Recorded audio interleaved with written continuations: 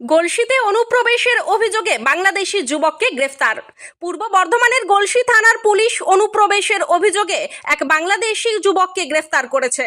শুক্রবার গলসি থানার অন্তর্গত তারানগর গ্রাম থেকে ওই যুবককে আটক করা হয়েছে। পুলিশ সূত্রে জানা গেছে, ধৃত যুবকের বাড়ি বাংলাদেশের ঢাকা জেলায়। বেশ কিছুদিন আগে সে ভারতে প্রবেশ করে বলে অনুমান।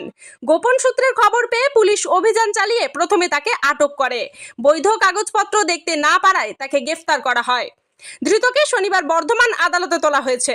পুলিশ ঘটনা তদন্ত শুরু করেছে এবং সে কী উদ্দেশ্যে ভারতে প্রবেশ করেছিল, কার কার সঙ্গে যোগাযোগ ছিল তাও খতিয়ে দেখা হচ্ছে।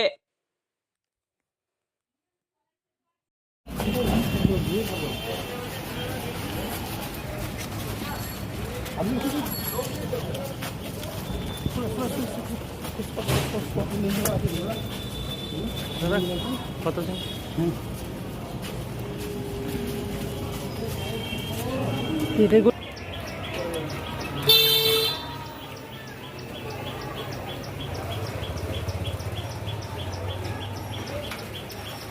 গাড়িটা নিতে হতো, গাড়িটা